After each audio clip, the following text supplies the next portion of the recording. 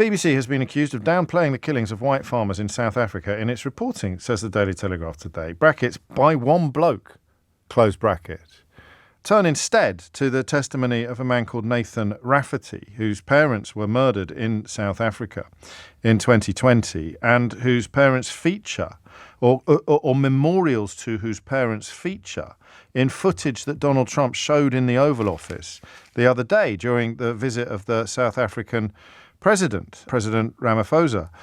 And he lives in Australia now, and he woke up to see this story on the news, and he realised that not only was Donald Trump claiming that the video somehow provided evidence of white genocide, but he was also claiming that the crosses that were visible in the video were graves. These are burial sites, President Trump told President Ramaphosa. Burial sites, over 1,000 of white farmers. I want you to stop for a minute. That's what the President of the United States of America said to the President of South Africa about something that's happened in South Africa in the actual Oval Office in front of the world's media. Both sides of the road you have crosses.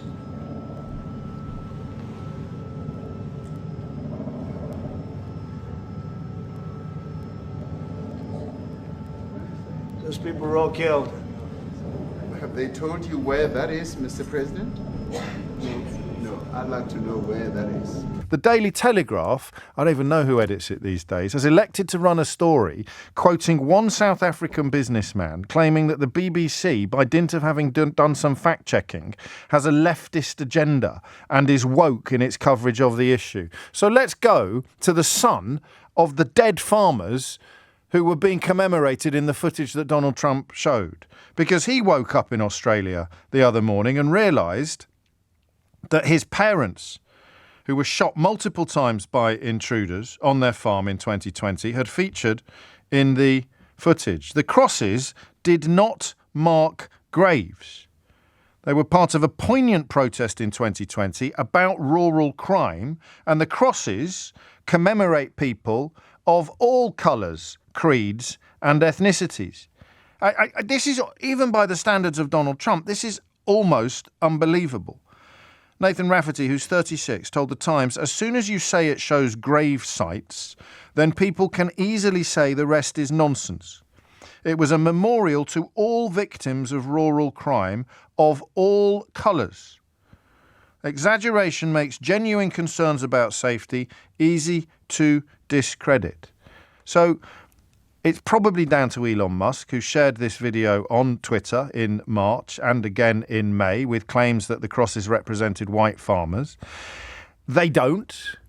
In the event of a farm being robbed and including murder, farm workers, black farm workers, are likely to die in greater numbers than white owners because these crimes are undertaken for theft and robbery. So you kill everybody. The idea that they're motivated. Incredible that you can use the word genocide completely inaccurately in the context of crime in South Africa, but you're not allowed to use it in the context of tens of thousands of Palestinians being killed in Gaza. Isn't that extraordinary, the world that we currently inhabit?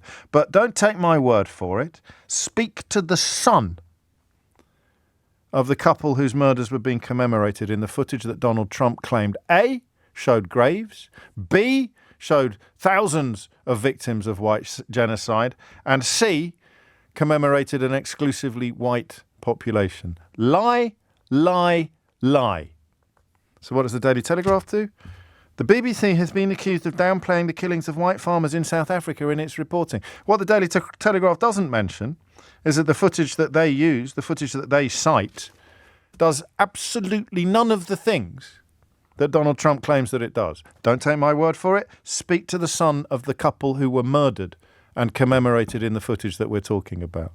That is one of the single worst examples of journalism I have ever seen in a British newspaper. It's absolutely extraordinary, and I don't know why they're doing it. But that is what they have done. They've quoted a, quotes, influential South African businessman called Robert Hersov, criticising the broadcaster as leftist and woke because it fact-checked Donald Trump's completely false claims. That's the British media in 2025. Donald Trump lifts wholesale racist far-right lies from the middle of Twitter and plonks them on live international television in the middle of the Oval Office, and in so doing, he both maligns the memory and completely misrepresents a murdered couple. He offends their surviving son. He lies about what the footage contains, and the Daily Telegraph see it as an opportunity to attack the BBC. Also something Gary Lineker. That's where we are. And that's why I get so cross sometimes about what has happened not only to my profession and my country, but also to my late father's old newspaper.